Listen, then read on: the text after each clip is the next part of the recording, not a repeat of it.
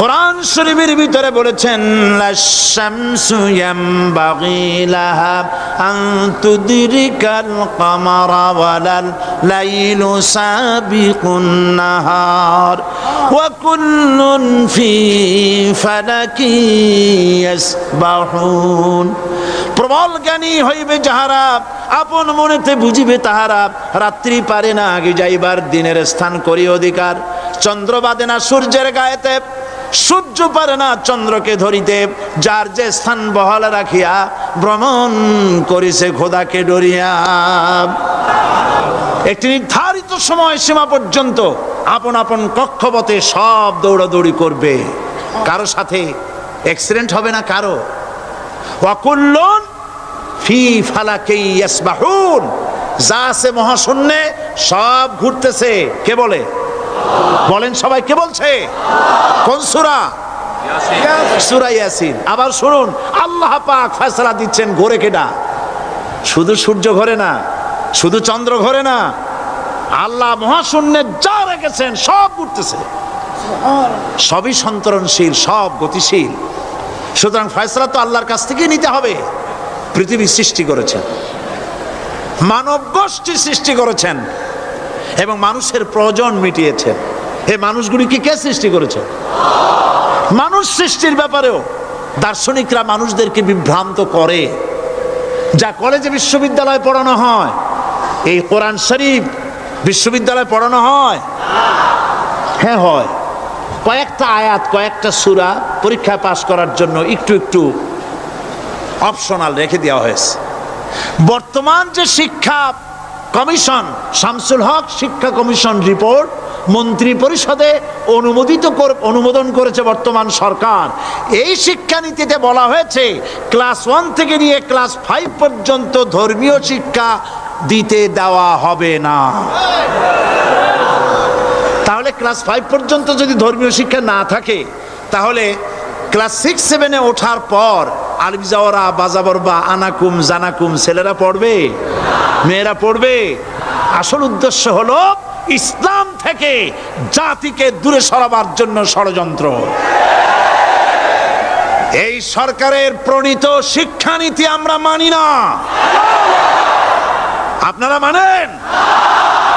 যেই মাদ্রাসা মানুষের চরিত্র সৃষ্টি করে, বর্তমান সরকার সেই মাদ্রাসাগুলি একটা একটা করে ধ্বংস করার পরিকল্পনা গ্রহণ করেছে। সুতরাং আসল শিক্ষা হলো কোরআনের কাছে। আসল শিক্ষা কোথায়? কোরআনের কাছে। কোরআন যদি শিখানো হতো, কোরআন যদি শিখানো হতো কলেজে বিশ্ববিদ্যালয়, তাহলে গতকাল চট্টগ্রাম বিশ্ববিদ্যালয় থেকে যেসব ছেলেরা বিশ্ববিদ্যালয় কর্তৃপক্ষ কর্তৃক বরাদ্দকৃত, হাইজ্যাক করা নয়, বরাদ্দকৃত 4খানা বাস দিয়ে কোরআন শুনতে আসতে চেয়েছিল, বর্তমান সরকারের তথাকথিত সোনার ছেলেরা আসতে দিল না। কোরআন যদি তারা পড়তো, তাহলে কোরআন শরীফ শুনতে তারাও আসতো। কপাল পোড়া। জোরে বলেন কি? আরো জোরে বলেন কি? কপাল পোড়া। সব ভালো লাগে, কোরআন ভালো লাগে না। এদেরকে শিখানো হয়েছে, আরে তোমরা তো মানুষ না। বলে আমরা কি? তো তোমাদের ডারউইন বাবাজি বলে নাই, শোনো নাই? কি পড়ো টড়ো তোমরা, বুদ্ধি শুদ্ধি রাখো না। ডারউইন বলেছে, থিওরি অফ ইভলিউশনের মধ্যে বলেছেন মানুষ মানুষ না। বলে কি? মানুষ হলো বান্দর। কপাল পোড়া। কি কপালে লেখা থাকে? কাজে কামে প্রকাশ হয়ে যায়। ডারউইন বলল মানুষ মানুষ না।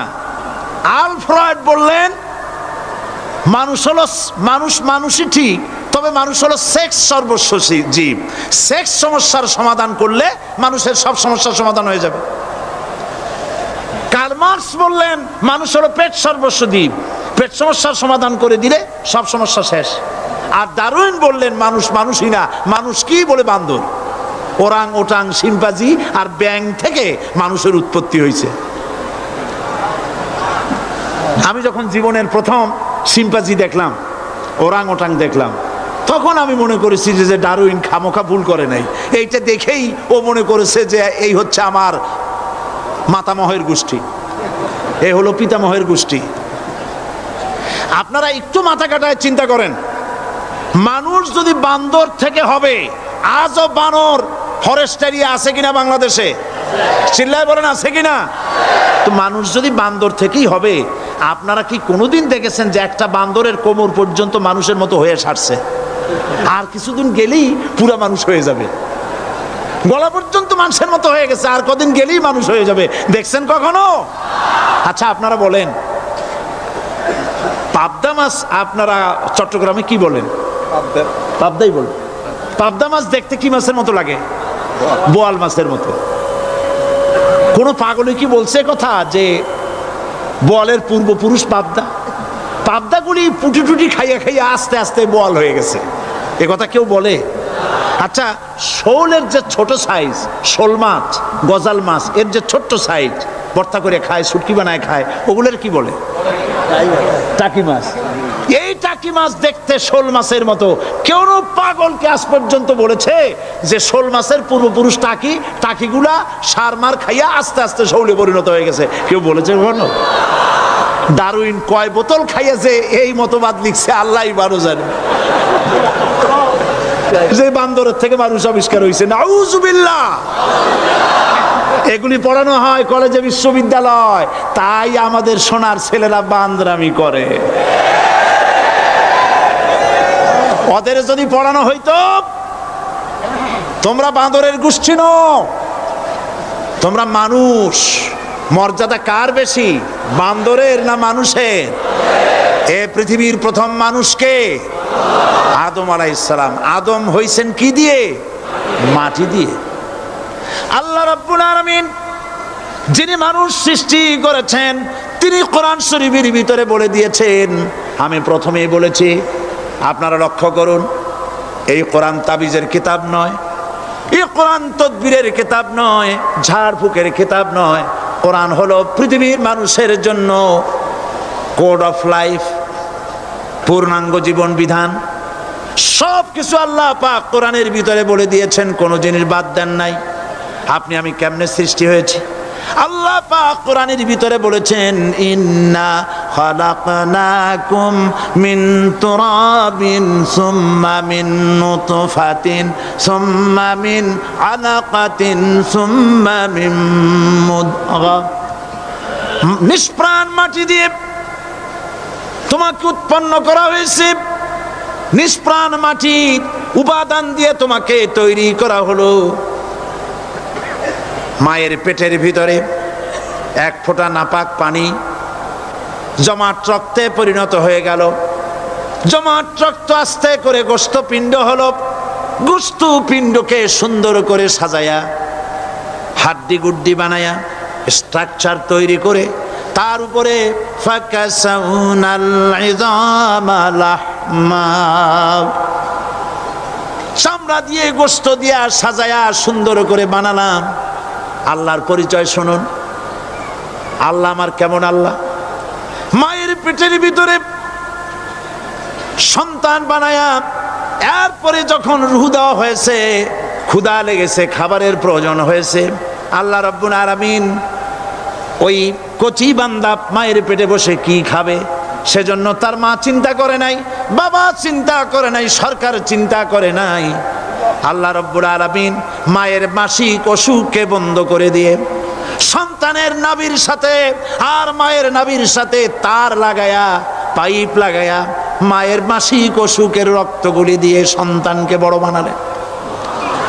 মুখ দিয়া এই রক্ত পান করালেন না, মুখটাকে পবিত্র রেখে দিলেন যাতে করে পৃথিবীতে আসার পর ওই মুখ দিয়া আল্লাহ রাব্বুল আলামিনের জিকির করতে পারো। সন্তান মায়ের ভিতরে পেটের ভিতরে বড় হলো, আল্লাহ রাব্বুল আলামিন বলেন মাস দিন যখন পুরা হয়ে গেল, সুম্মা নুখরিজুকুম তিফলা, বাচ্চার আকারে পৃথিবীতে নিয়ে আসলাম। এখন খাবা কি? পৃথিবীতে যখন বাচ্চা এলো তখন তার পেটের সাথে যে সংযোগ ছিল মায়ের নাভির সাথে আর সন্তানের নাভির সাথে, সেই সংযোগ তার আর কি থাকলো? কি করা হলো? কেটে দেওয়া হলো। লক্ষ্য করুন, মায়ের জন্য একটি মাত্র পাইপ আল্লাহ লাগাইছিলেন, পৃথিবীতে সন্তান আসার সঙ্গে সঙ্গে পাইপটা কেটে দেওয়া হলো। এবার কি খাবে? আল্লাহ রাব্বুল আলামিন মায়ের বুক থেকে সন্তানের জন্য এবার সিঙ্গেল সিগন্যাল, তার জন্য সিঙ্গেল কোন লাইন যেটা ছিল কেটে দিয়া মায়ের বুক থেকে সন্তানের জন্য ডাবল লাইন আল্লাহ চালু করে দিলেন। এমন দুধ বানায় দিলেন যা শুধু খাবার নয়, শুধু ফুড ভ্যালু নয়, এই দুধের ভিতরে ক্যালসিয়াম, এর মধ্যে ভিটামিন, এর মধ্যে আয়রন, এর মধ্যে মেডিসিন। দুনিয়ার এই সন্তান ছিল ফি কারারিম মাকিন, সুরক্ষিত জায়গার ভিতরে ছিল, কোনো পলিউশন সেখানে যেতে পারতো না, রোগের জার্ম সেখানে যেতে পারতো না। দুনিয়ায় এলো দূষিত আবহাওয়ার ভিতরে, এই সন্তানকে এখনই অ্যান্টিবায়োটিক খাওয়ালে পরে অসুবিধা হবে। আল্লাহ রাব্বুল আলামিন মায়ের দুধের ভিতরে ঔষধ দিয়া রোগের প্রতিষেধক বানায়া দিলেন। এ হলো আমার আল্লাহ। এ আমার কে? আল্লাহ। জোরে বলেন আল্লাহ। আল্লাহ আল্লাহ রাব্বুল আলামিন মায়ের দুধ দিয়ে সন্তানকে বড় করলেন আর শোনায় দিলেন, খবরদার এই মায়ের সাথে, এই বাপের সাথে নাফরমানি করবি না। মা বাপের জন্য আমার কাছে দোয়া করবে, রব্বির হামহুমা কামা রাব্বায়ানি সগীরা। সবাই পড়েন আমার সাথে, রব্বির হামহুমা কামা রাব্বায়ানি সগীরা। আল্লাহ পাক শিখাই দিলেন বান্দারে আমার কাছে দোয়া করায়, আল্লাহ আমার মা বাপ আমাকে ছোটবেলায় যেভাবে স্নেহের কোলে লালন পালন করেছে, এইভাবে আমার মা বাপদের তোমার রহমতের কোলে লালন পালন করো। মনে থাকবে ভাইরা? বলেন মনে থাকবে? প্রত্যেক নামাজের পরে মা বাবার জন্য দোয়া করবেন, বেঁচে থাকুক আর মরে যাক, দোয়া করবেনই। মনে থাকবে? রব্বির হামহুমা কামা রাব্বায়ানি সগীরা। আবার পড়েন, রব্বির হামহুমা কামা রাব্বায়ানি সগীরা। আল্লাহ পাক মায়ের মর্যাদা এত বাড়াইছেন, সাহাবী প্রশ্ন করেছে, ইয়া রাসূলুল্লাহ খেদমত করব কার? হুজুর বলেন তোমার মায়ের, তারপরে কার? তোমার মায়ের, তারপরে কার? তোমার মায়ের, তারপরে কার? তোমার পিতার। বাপের চাইতে মায়ের মর্যাদা আল্লাহ 3 গুণ বাড়াইয়া দিলেন, 3 গুণ বৃদ্ধি করে দিলেন। হাদিস শরীফে এসেছে, হযরত আবী হুরায়রা রাদিয়াল্লাহু তাআলা আনহু রাসূলের কাছে এসে রাতের বেলায় কাঁদতেছিলেন। হুজুর প্রশ্ন করলেন, আবু হুরায়রা কাঁদো কেন? হযরত আবু হুরায়রা বলছেন, হুজুর মা আমাকে মেরেছে। তিনি প্রশ্ন করলেন, আচ্ছা মা তোমারে মারলো কেন? তুমি কি কোনো বেয়াদবি করছো? তিনি বললেন না, তবে মারলো কেন? হযরত আবু হুরায়রা বলেন, ইয়া রাসূলুল্লাহ আপনার খেদমত থেকে বাড়ি ফিরতে আমার দেরি হয়ে গিয়েছিল। গভীর রাত্রে যখন বাড়ি গেছি, মা আমাকে প্রশ্ন করলেন, বাবা দেরি হলো কেন, কোথায় ছিলি? তাম পৃথিবীর মানুষ যেই কদম মোবারক চুমু দিতে পারলে ধন্য হয়ে যায়, সেই আখিরি জামানার পয়গম্বর নবী মুহাম্মদ রাসূলুল্লাহ সাল্লাল্লাহু আলাইহি সাল্লামের দরবার থেকে আসতে আমার দেরি হয়ে গেছে। ইয়া রাসূলুল্লাহ আমার মা আপনার নাম শুনে তার গা জ্বলে উঠল, তিনি কাফের মুশরিকা। আপনার নাম শুনে অগ্নি শর্মা হয়ে আমাকে ধরে পিটানো আরম্ভ করলেন আর বললেন, আবু হুরায়রা হয় মুহাম্মদ সাল্লাল্লাহু আলাইহি সাল্লামের বাড়ি ছাড়বি, নইলে আমার বাড়ি ছাড়বি, কি করবি বল। মার খেতে খেতে আমি বললাম, মা তোমার গায়ে যত শক্তি আছে আমারে মারো, তোমার বাড়ি শুদ্ধ, তাম দুনিয়াটা ছেড়ে দিতে পারি, মুহাম্মদ রাসূলুল্লাহর কদম মোবারক ছেড়ে দিতে পারি না। হুজুর আমার মা গলা ধাক্কা মেরে আমাকে বের করে দিয়েছেন। হুজুর বলছেন, আবু হুরায়রা মা তোমাকে মেরেছে আর আমার কাছে নালিশ করছো, আমি তোমার মায়ের কোনো বিচার করতে পারবো না। সুবহানাল্লাহ, এত বড় পাওয়ারফুল নবী, শানওয়ালা, ইজ্জতওয়ালি, বরকতওয়ালি, এত বড় নবী বলছেন মা মেরেছে, আমার করার কিচ্ছু নাই। সুবহানাল্লাহ। তোমার মা মুশরিকা হোক আর যাই হোক তোমার মা। সুবহানাল্লাহ বলেন।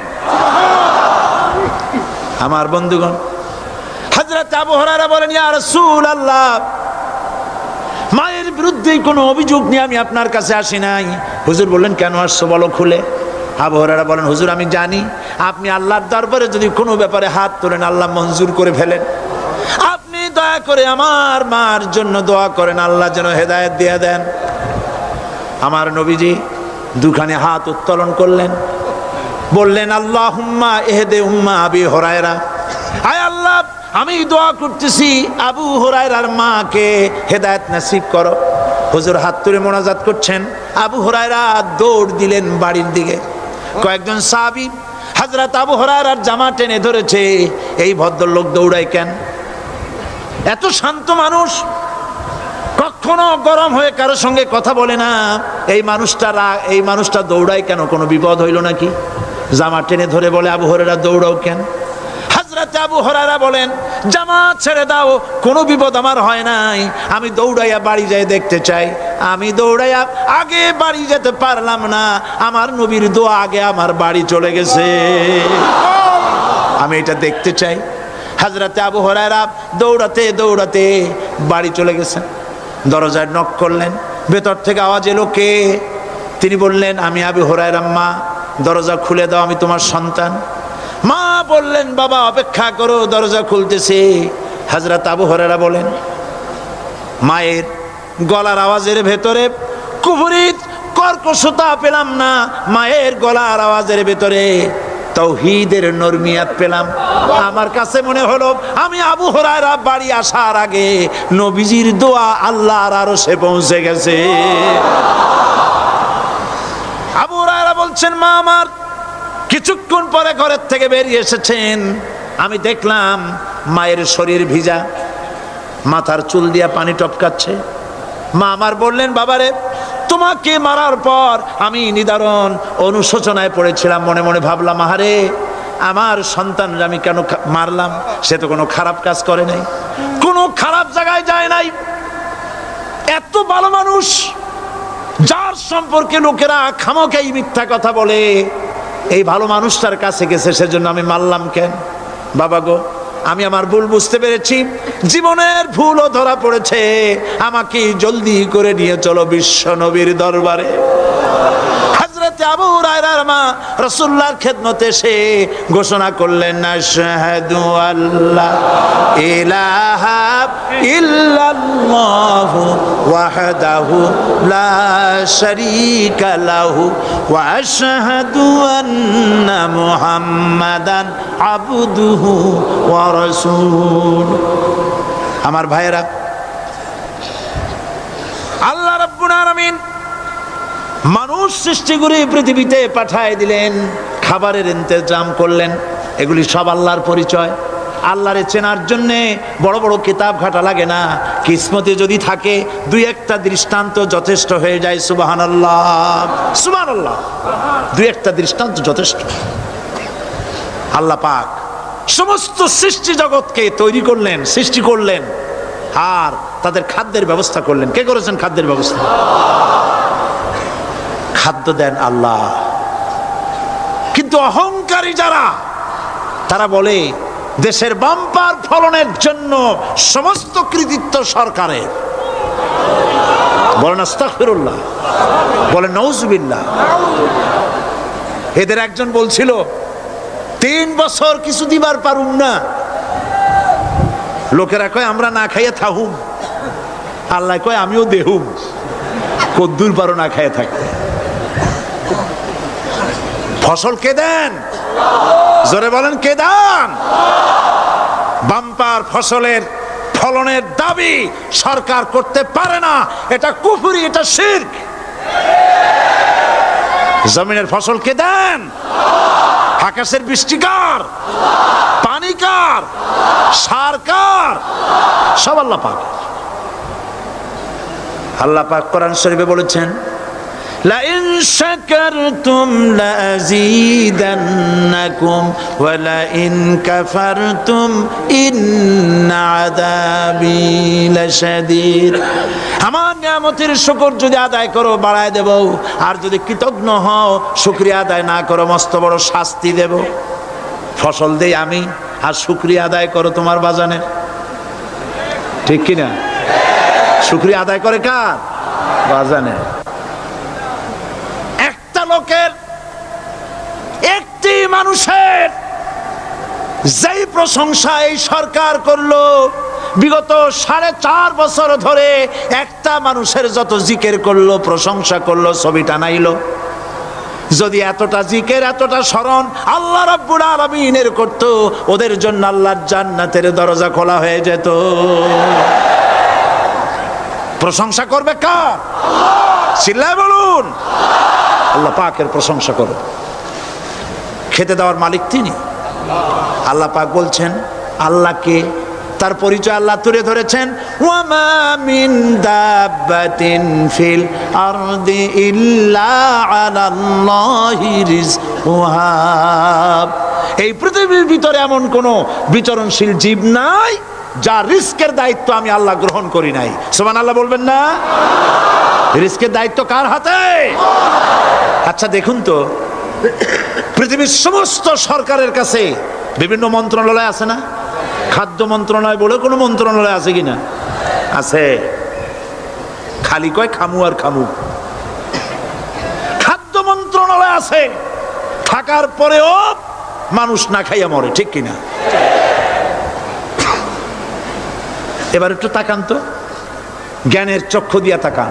ফরেস্ট এরিয়া, বাঘ আছে কিনা? নাই। সিংহ আছে কিনা? গন্ডার আছে কিনা?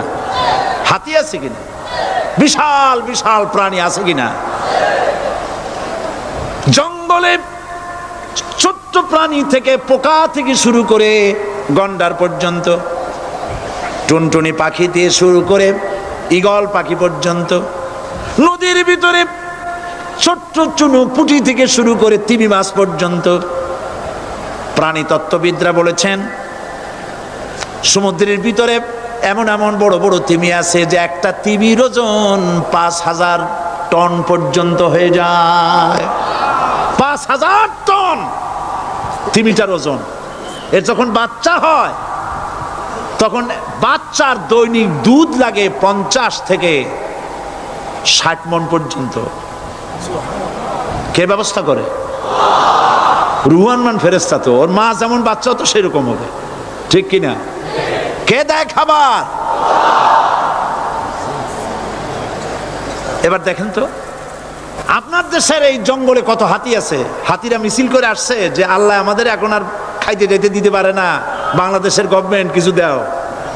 আসছে না, খাইয়া ক্ষুধার জ্বালায় হাতি মরেছে, বাঘ মরেছে, সিংহ মরেছে। এর কোনো দৃষ্টান্ত আছে? ক্ষুধার জ্বালায় আকাশের উড়ন্ত পাখিরা ছটফট করে মারা গেছে, দৃষ্টান্ত আছে? নদীর মাছেরা ক্ষুধার জ্বালায় ভেসে উঠেছে, না খাইয়া মরে গেছে, দৃষ্টান্ত আছে? মহান আল্লাহ রাব্বুল আলামিন কোরআন শরীফের ভিতরে বলেছেন অনেক প্রাণী এমন আছে যারা তাদের খাদ্যকে সঞ্চয় করে না, খাদ্যকে জমা করে না, আহরণ করে না। সকালবেলায় একটা খাবার খেলো, দুপুরে কি খাবে তার জানা নাই। শকুন পৃথিবীর মাটি থেকে 3 মাইল উপরে ওড়ে, তার চোখকে আল্লাহ পাক এত তীক্ষ্ণ বানিয়ে দিয়েছেন। এই চট্টগ্রামের কোথায় মরা গরু আছে 3 মাইল উপর দিয়ে দেখতে পায়? সুবহানাল্লাহ করতে ইচ্ছা করে না।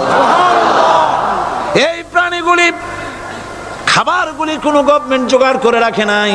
আল্লাহ পাক বলেন সবার খাবার আমি দেই।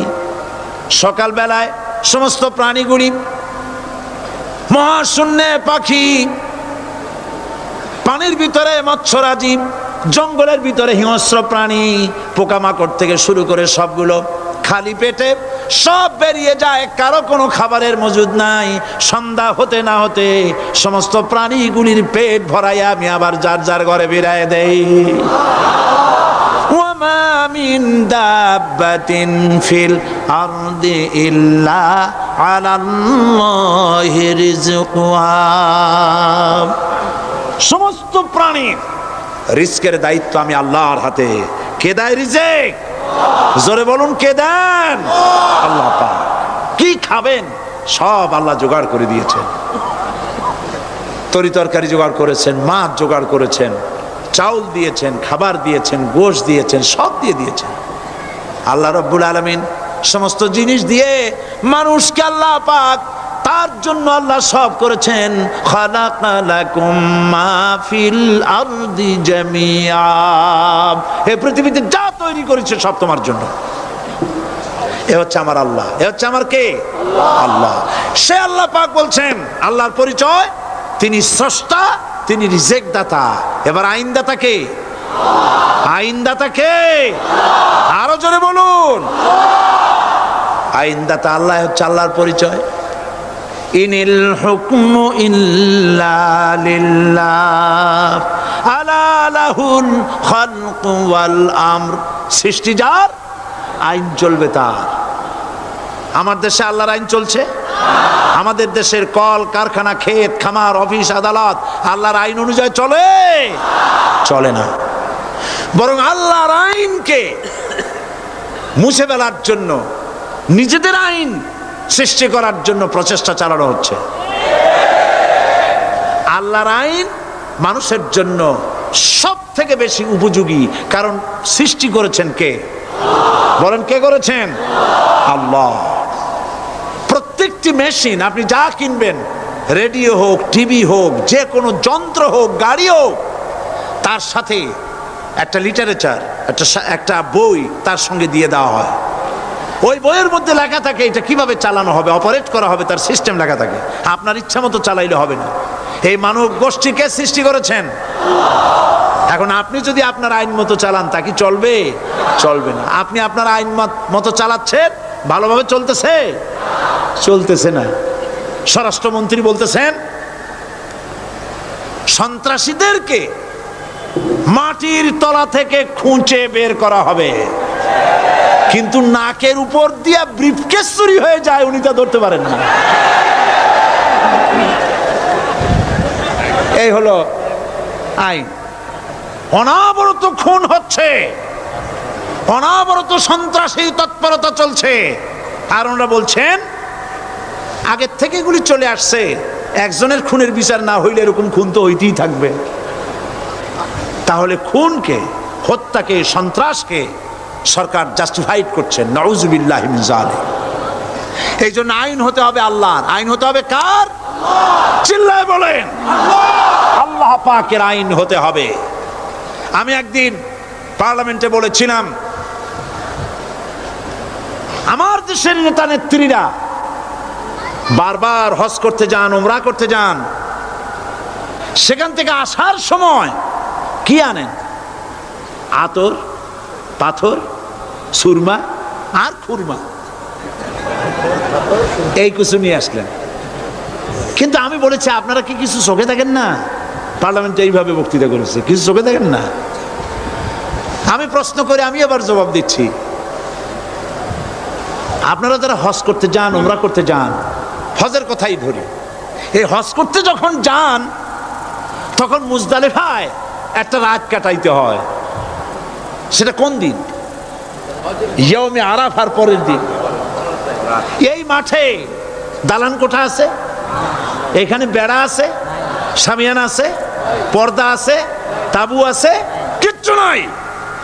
লক্ষ লক্ষ নারী আর পুরুষ পাশাপাশি শুয়ে থাকে, তাও সুবহানাল্লাহ কইতে ইচ্ছা করে না। সারা রাত জনে জনে পুলিশ পাহারাদার নাই। কিরকম মেয়ে এলো, চাঁদের সৌন্দর্য হার মানায় দিতে পারে এরকম সুন্দরী, এরকম সুন্দরী নারী, সুদর্শন পুরুষ পাশাপাশি রাস্তার ধারে মরুভূমির ভিতরে সারা রাত কাটাচ্ছে। ইয়ৌমে আরাফার পরের রাতটা একটা রাত পুরা।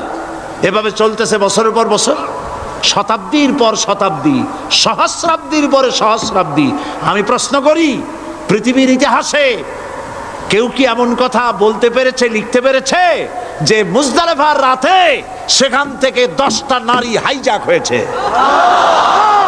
5টা নারী লাঞ্ছিত হয়েছে, বলতে পারবে? গভীর রাত্রে পুরুষ সঙ্গী ছাড়া সুন্দরী রমণী, যুবতী রমণী একাকিনী নিজের ঘর ছেড়ে আল্লাহর ঘরে তাওয়াফ করতে আসে।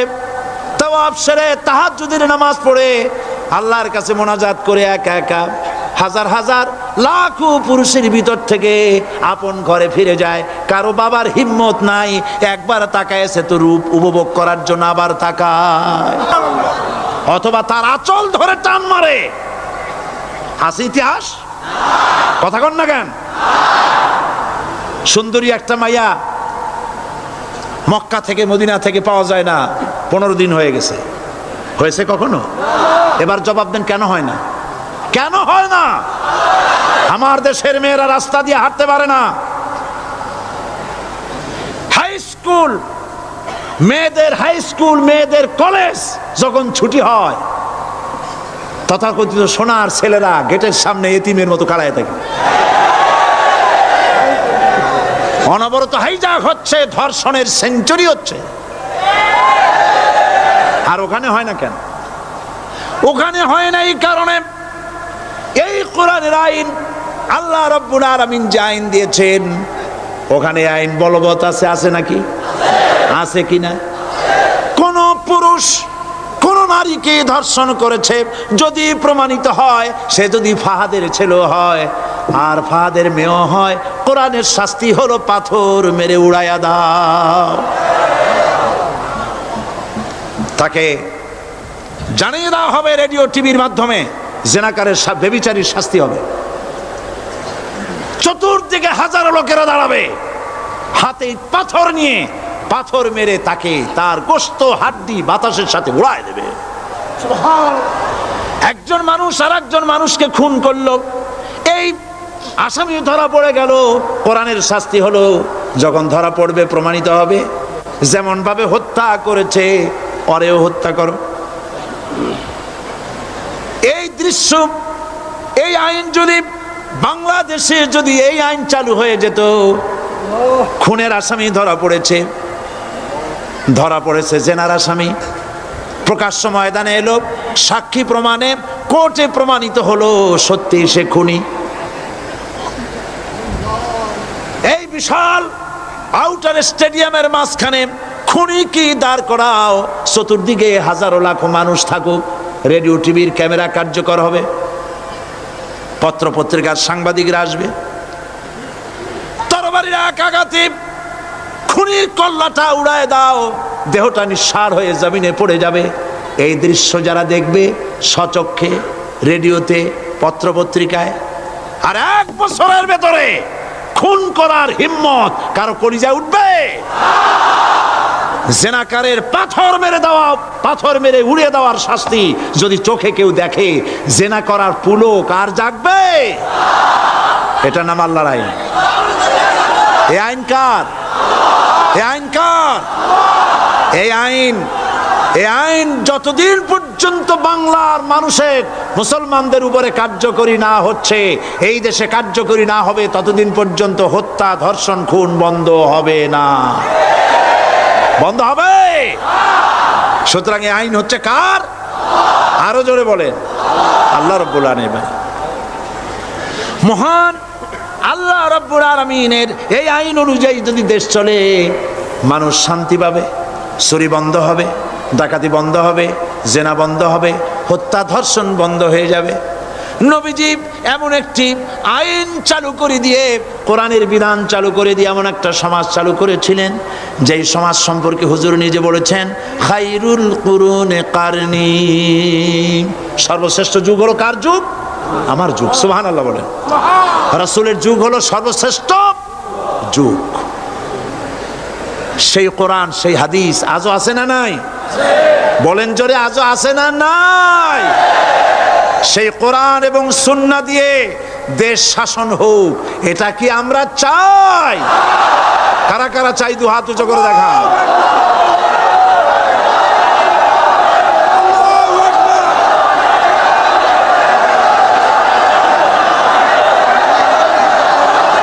আরে ভাই আপনারা দাঁড়ায় গেলেন কেন?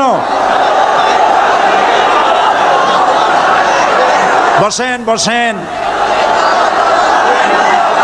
আমি তো একটা স্লোগান দিতে বললাম, হাত দেখতে চাইছি আমি, মাথা দেখতে চাই নাই। এই সুযোগে কোমরটা সোজা করে নিলেন। আচ্ছা বসেন, আর মহব্বতের সাথে জিকির করেন লা ইলাহা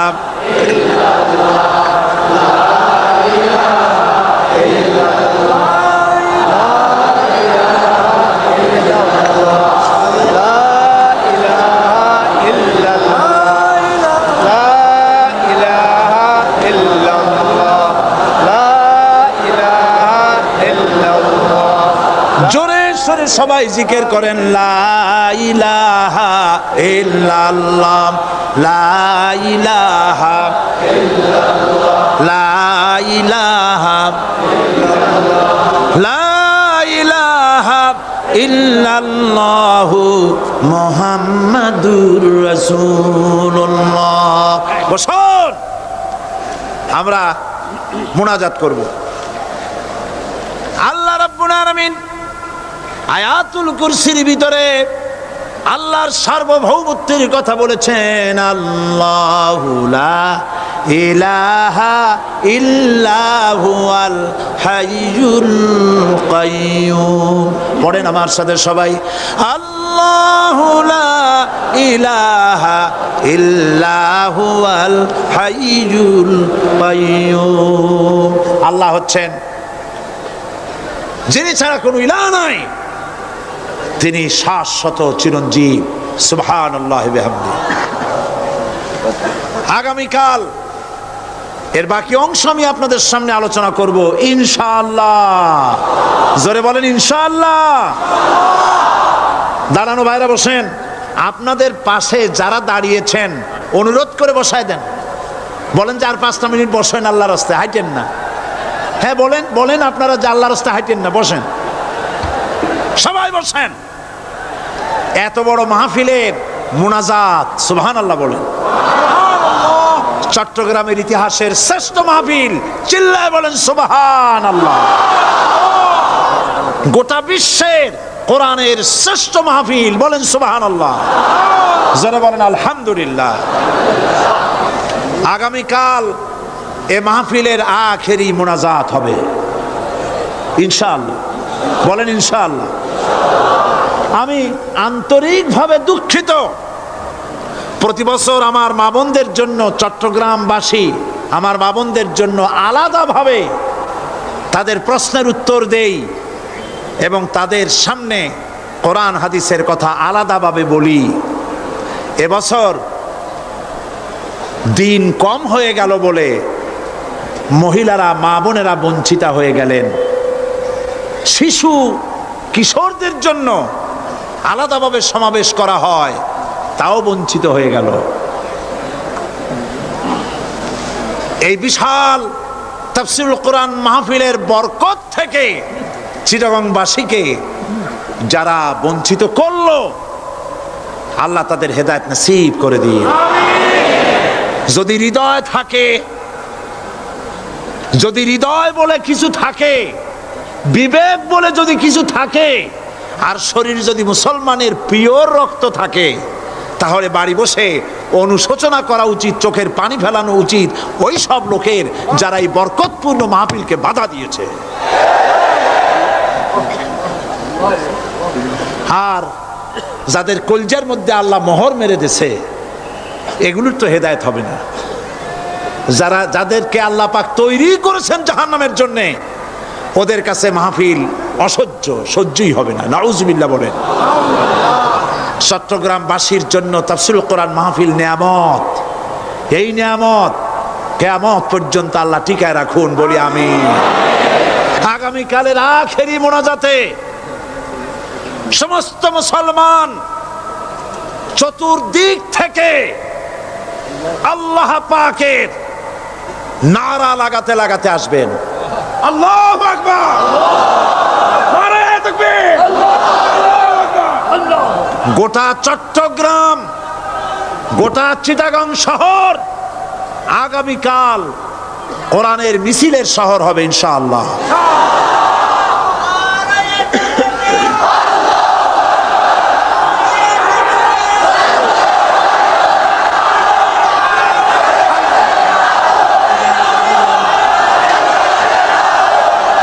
সকল ধন এবং সম্পদের মূল মালিক হচ্ছেন আল্লাহ পাক।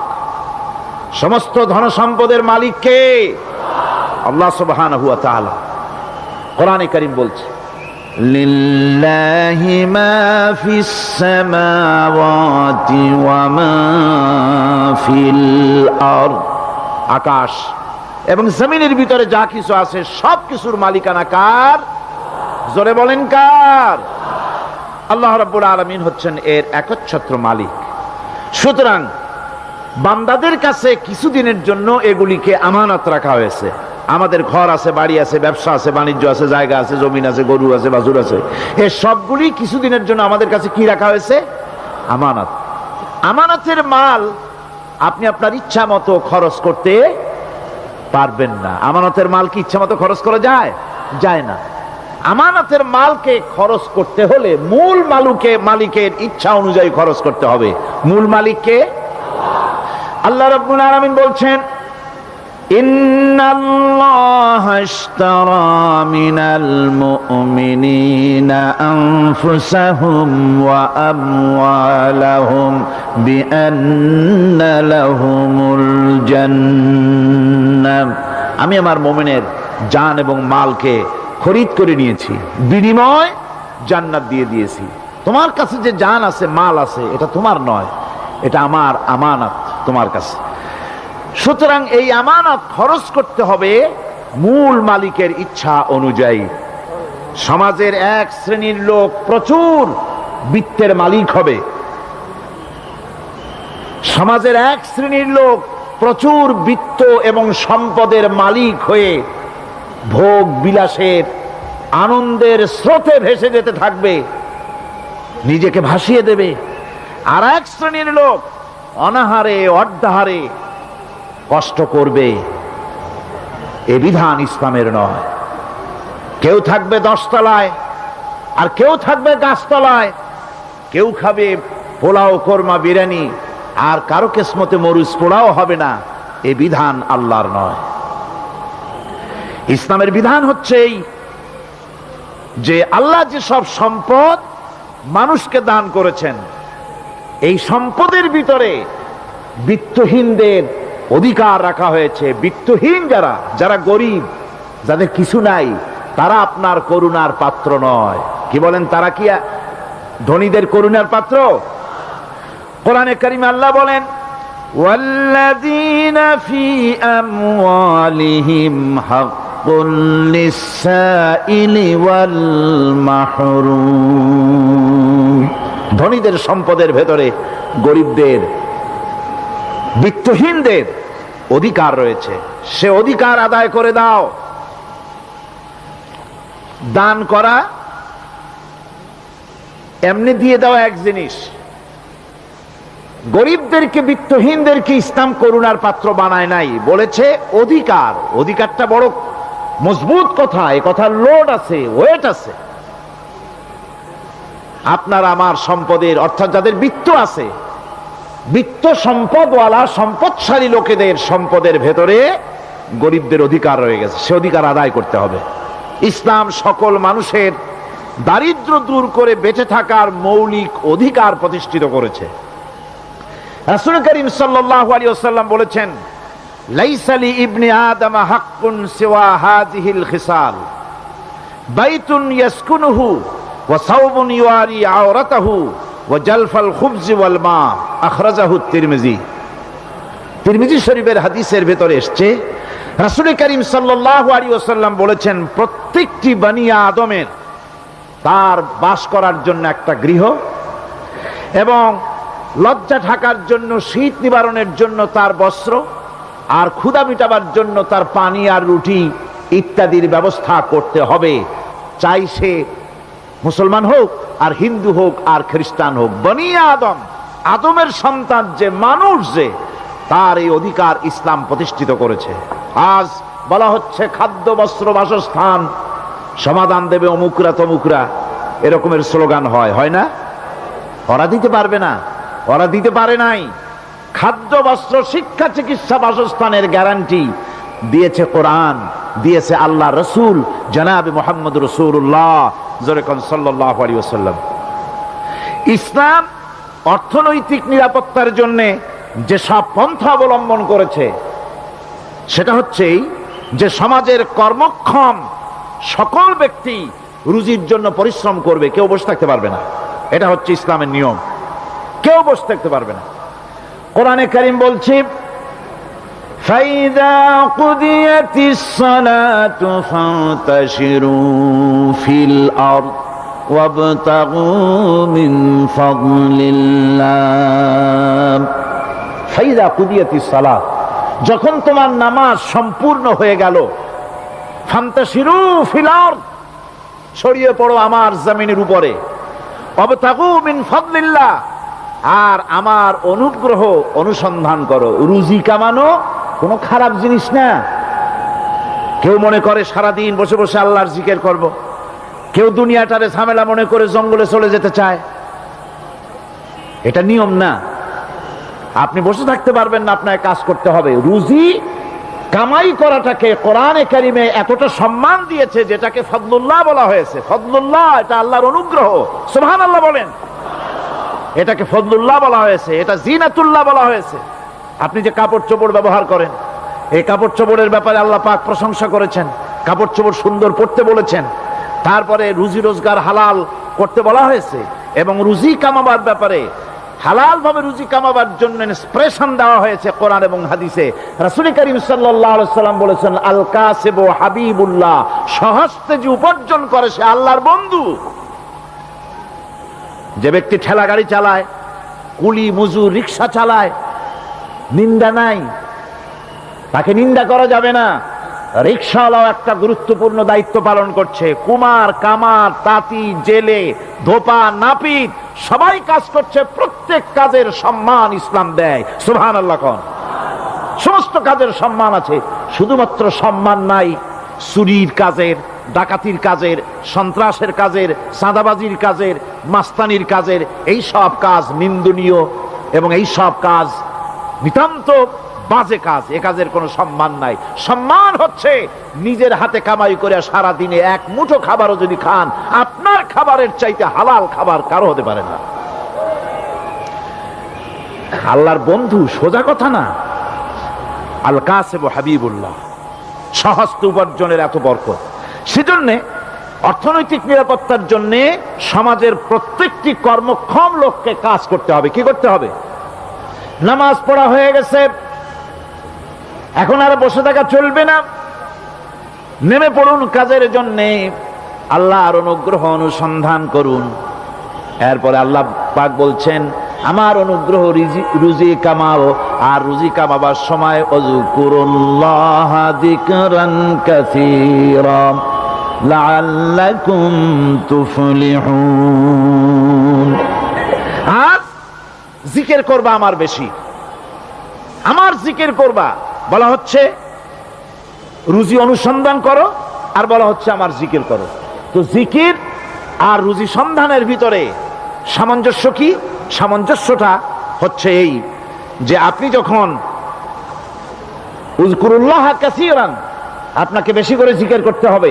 জিকির মানে কি? স্মরণ করা। জিকির মানে কি? স্মরণ করা। আল্লাহকে স্মরণ করেন। রুজি যখন কামাতে যাবেন স্মরণ করবেন কারে? চিল্লায় কোন কারে? আপনি রুজি কামাবার জন্য চাকরি করতেছেন,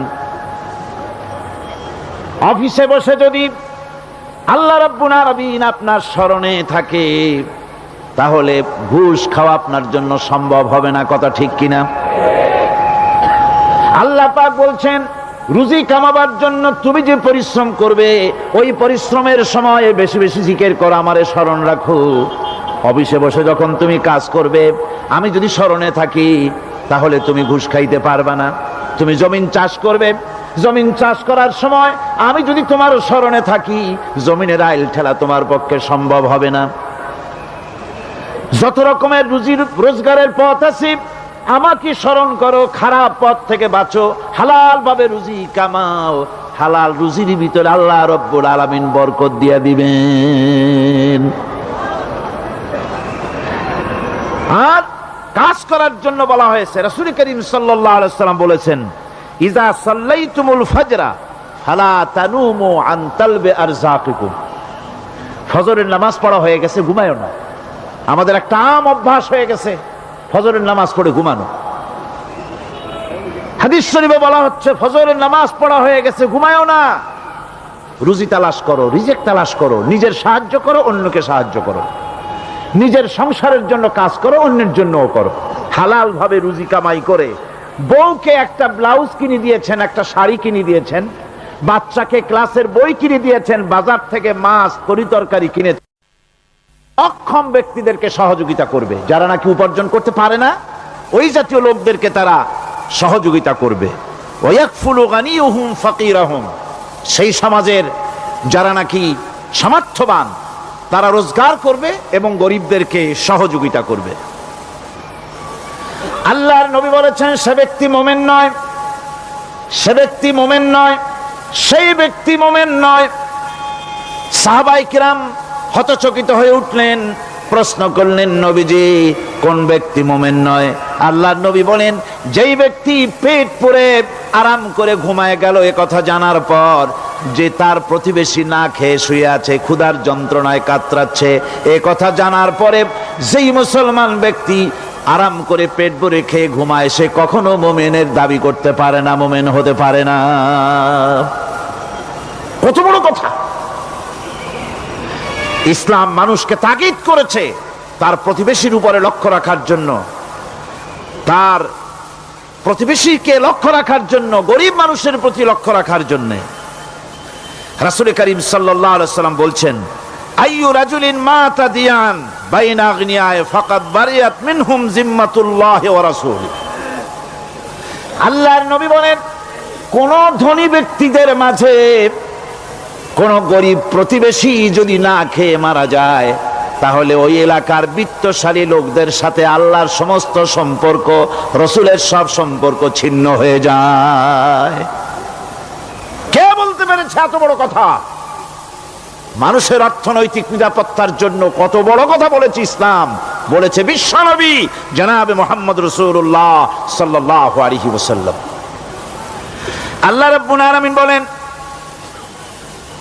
ধনীদের হাতে যেন সম্পদগুলি পুঞ্জীভূত হয়ে না যায়, কাইলা ইয়াকুনা দুলাতাম বাইনাল আগনিয়াই মিনকুম।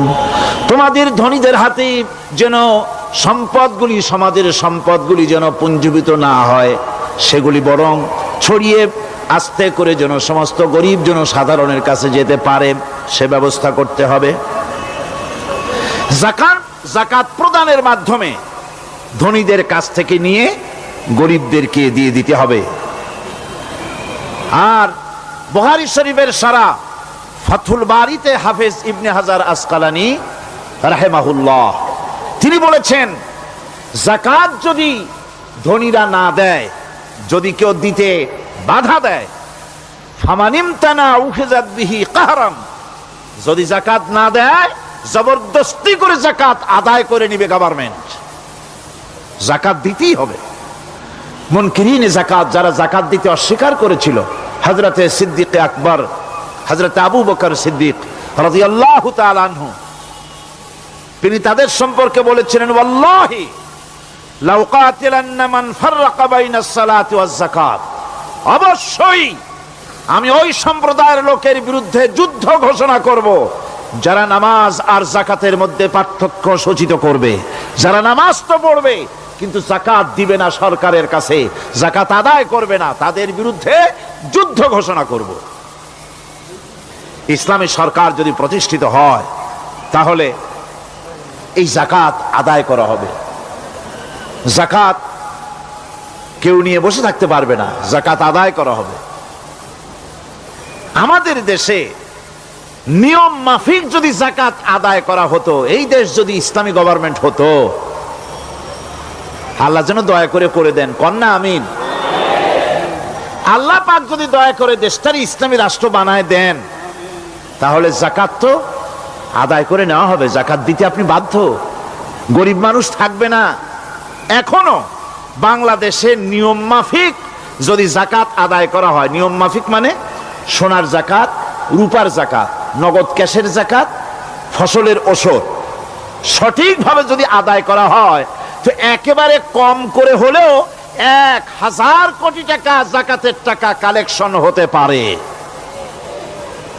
এটা কি কম কথা? 1000 কোটি টাকা, এই টাকা আদায় করা হচ্ছে না। এই টাকা আদায় না করার কারণে যে শূন্যতার সৃষ্টি হচ্ছে, এই ভ্যাকুয়ামকে পূর্ণ করার জন্য এগিয়ে এসেছে 7 সমুদ্র 13 নদীর উপর থেকে এনজিওরা। এনজিওরা এসে আমাদের দেশে, সব এনজিও খারাপ আমি তা বলি না, বহু এনজিও আছে যারা এদেশের উন্নয়নের, আর্থসামাজিক উন্নয়নের জন্য তারা প্রচেষ্টা করছে, রাস্তাঘাট, স্কুল কলেজ, চিকিৎসা ইত্যাদির দিকে কাজ করছে। যতগুলি এনজিও আমাদের দেশে আছে, তার ভিতরে 52টা এনজিও গোনা বাছা যারা ইসলামের প্রকাশ্য দুশমন, আর এর শীর্ষস্থানে আছে ব্রাক। এই এনজিও গুলি তারা আমাদের দেশে এসে সুদি কারবার শুরু করেছে, পরিপূর্ণভাবে সুদের কারবার। ব্যাংকের থেকে যদি আপনি লোন নেন, তাহলে 15 or 17% ইন্টারেস্ট দিতে হবে, আর ওদের কাছ থেকে যে সুদ, যে টাকা নেওয়া হয়, সেই টাকায় গ্রামীণ ব্যাংক থেকে শুরু করে ব্রাক বলেন, কারিতাস বলেন, অক্সফাম বলেন, অ্যাডাপ বলেন, যেগুলি আছে, এগুলি সুদ নেয় 30 থেকে 34% পর্যন্ত। গোটা জাতিকে গ্রাম পর্যায়ে তারা সুদের নিবিড় চাষ করতেছে, ঘরে ঘরে সুদ পৌঁছে দিয়েছে, মুসলমান নারীদেরকে বেহুরমতি করেছে, ইসলামের ঐতিহ্য ধ্বংস করতেছে, নারীদেরকে বিপর্দা করতেছে, আমার দেশের ফ্যামিলি স্ট্রাকচারকে এনজিওরা ধ্বংস করে দিচ্ছে।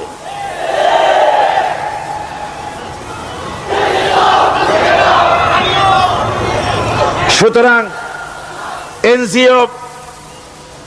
এনজিওরা এই সুযোগটা পেত না যদি যাকাত কালেকশন করা হতো, আর যাকাত দিয়ে, যাকাত যে সব জায়গায় খরচ করতে হয়, সেই খরচ করার জায়গাগুলিতে সঠিকভাবে যদি ব্যয় করা হতো, এই অবস্থা হতো না।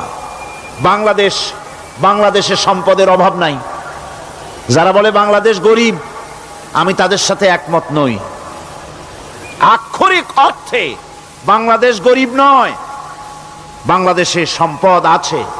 বাংলাদেশে যে জিনিসটার অভাব, সেটা হচ্ছে ইনসাফ ভিত্তিক বন্টনের অভাব। এখানে কেউ তো 1000 বিঘা জমির মালিক, বিঘা বোঝেন না কি কন আপনারা? কানি। কেউ তো 1000 কানির মালিক, আর কারো তো রান্নাঘর উঠাবার জায়গা নাই। কথাটাই ঠিক কিনা? কেউ তো শত শত কোটি টাকা, কত কোটি টাকা যে আছে তা হিসাব করে মাসখানেক লাগবে, গুনিয়া খুলাইতে পারবে না। আর কারো তো একটা ট্যাবলেট কেনার পয়সা নাই। সুতরাং আমার দেশে যেভাবে গরিব বলা হয়, আক্ষরিক অর্থে ওইভাবে আমার দেশ গরিব নয়। আমাদের দেশে সম্পদ আছে, বহুত জমি অনাবাদি ফেলে রাখা হয়েছে। রাসূল করিম সাল্লাল্লাহু আলাইহি ওয়াসাল্লাম বলেছেন, সেই ব্যক্তির জমিন রাখার অধিকার নাই যে ব্যক্তি তা চাষের আওতায় না আনে। আছে না বহুত জমি পড়িয়া? আবাদযোগ্য জমি আমাদের দেশে আছে যা, তার 2,40,00,000 একর। আমাদের ভূমি সম্পদ রয়েছে, বনজ সম্পদ যা আছে সেটা হচ্ছে 32,53,860 একর জুড়ে বিরাট বনজ সম্পদ আমাদের আছে। ভূমি সম্পদ আছে, বনজ সম্পদ আছে। আমাদের রয়েছে পানি সম্পদ, প্রায় 250 নদী, 3000 600 বর্গ মাইল জুড়ে নদীগুলো প্রবাহিত আছে, আমাদের পানি সম্পদ আছে, আমাদের গ্যাস সম্পদ আছে, যে গ্যাস অন্তত 100 বছর চলতে পারে। প্রত্যেক বাড়িতে বাড়িতে গ্যাসের সংযোগ দিলেও 100 বছরে ফুরাবে না। আলহামদুলিল্লাহ কইতে ইচ্ছা করে না? জোরে কোন আলহামদুলিল্লাহ। আমাদের গ্যাস সম্পদ রয়েছে, আমাদের মৎস্য সম্পদ আছে, পশু সম্পদ আছে, কৃষি সম্পদ আছে, আরো রয়েছে বিপুল জনশক্তি। জনশক্তিকে আজ সবচাইতে বার্ডেন মনে করা হয়। জনশক্তিকে বলা হয় বাংলাদেশের সবচাইতে বড় সমস্যা, জনশক্তি সমস্যা। এটা হচ্ছে যে সরকার আসে তারই ভূতে পায়, যে যায় লঙ্কা সে আর মানুষ হালে ফেরে না, মানুষগুলি তার জন্য জ্বালা। অথচ এই মানব শক্তি হচ্ছে শ্রেষ্ঠ শক্তি।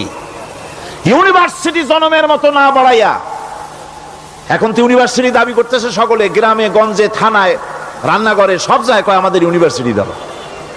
আর ইউনিভার্সিটির ফজিলত কি তা তো আমরা দেখতেইছি। এর থেকে বেশি করে পলিটেকনিক ইনস্টিটিউট, ভোকেশনাল ইনস্টিটিউট ইত্যাদি যদি বানানো হতো, ভিক্ষার হাতকে কর্মীর হাতে যদি পরিণত করা যেত, মানুষগুলিকে যদি কর্মক্ষম করা যেত, তাদেরকে যদি মডার্ন টেকনোলজি যদি শিক্ষা দেওয়া যেত, তাহলে এই মানব শক্তি রপ্তানি করে বা পৃথিবীর বিভিন্ন দেশ থেকে মূল্যবান বৈদেশিক মুদ্রা অর্জন করা যায়। সেটা না করে মানুষ হইছে জ্বালা, জনমের মতো এদেরকে মারো। এটা হচ্ছে ট্রেনের থার্ড ক্লাস প্যাসেঞ্জার্স মেন্টালিটি। সেটা কিরকম? সেটা হচ্ছে ট্রেনে যখন মানুষ চলে তৃতীয় শ্রেণীতে, একবার উঠে বসলে সে অন্যের জন্য জায়গা ছাড়ে না। জায়গা খালি আছে, আরেকজন আসে বললে ভাই আমার একটু বসতে দাও, কয় না ভাই এখানে লোক আছে। আসলে কিন্তু লোক নাই। আপনি যদি বলেন যে সেই লোক আসলে আমি জায়গা ছেড়ে দেবো, ততক্ষণ তো বসি। আপনি বসলেন, এরপরে আপনি তো বুঝছেন যে লোকটা ফাঁকিতেছে, ওই চিন্তা আপনার মধ্যেও ঢুকবে, আর একজন আসবে বসার জায়গা আছে, আপনি বলবেন না এখানে জায়গা নাই।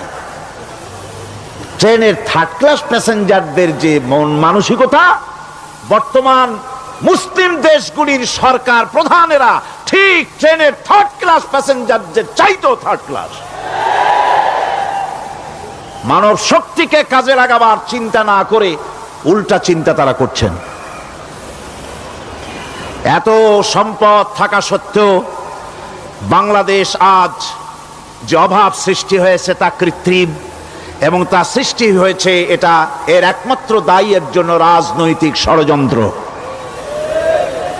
রাজনৈতিক ষড়যন্ত্রের কারণেই এই অভাব সৃষ্টি হয়েছে। গোড়া থেকেই আমাদের দেশটি ষড়যন্ত্রের শিকার। প্রথমে ব্রিটিশ বেনিয়ারা 200 বছর পর্যন্ত গোলামির জিনজির পরিয়ে দিয়েছে। 200 বছর গোলামির পর দ্বিজাতি তত্ত্ব এবং মুসলিম সংখ্যাগরিষ্ঠতার ভিত্তিতে 47-এর আজাদি, তারপর পশ্চিমাদের শোষণ বঞ্চনা থেকে মুক্তি লাভের জন্য 71-এর আজাদি, এরপরে দেশের 90% হচ্ছে মুসলমান। 90% কারা? চিল্লায় বলেন না কারা?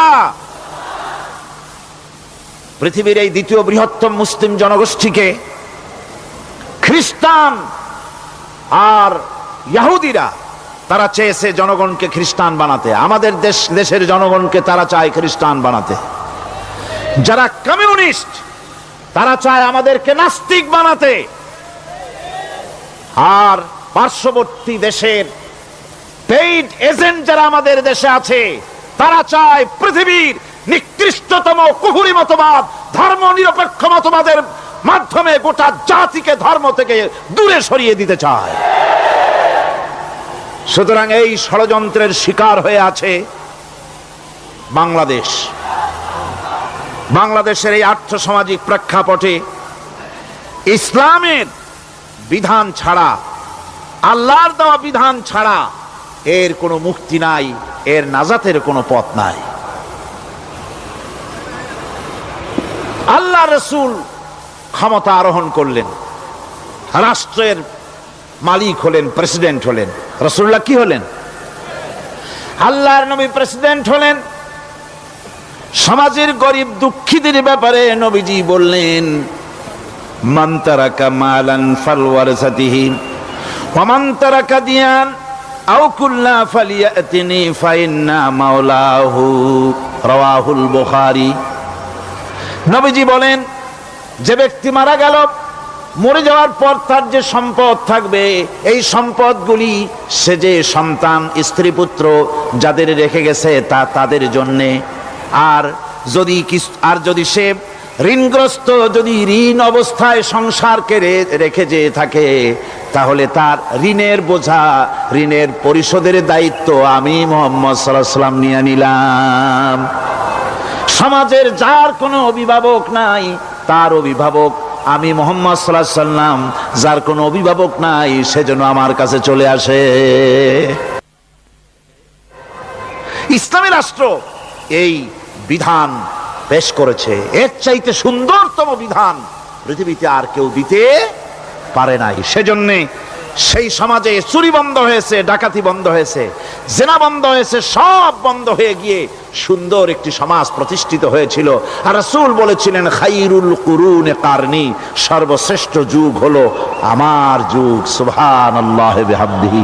মানুষ দরজা খুলে ঘুমায়েছে, কারো ক্ষুধার কষ্ট নাই, পড়ার কষ্ট নাই, খাবারের চিন্তা নাই, চুরি ডাকাতির ভয় নাই, ভয় মুক্ত। ওই যে গতকাল বলেছিলাম, যেমন একটা সমাজ আসবে, খাব্বাব চিন্তা করো না, আমি কসম করছি এমন একটা সমাজ প্রতিষ্ঠিত হবে যেই সমাজে চুরি ডাকাতি জেনা ব্যভিচার হত্যা ধর্ষণ কোনো ভয় থাকবে না।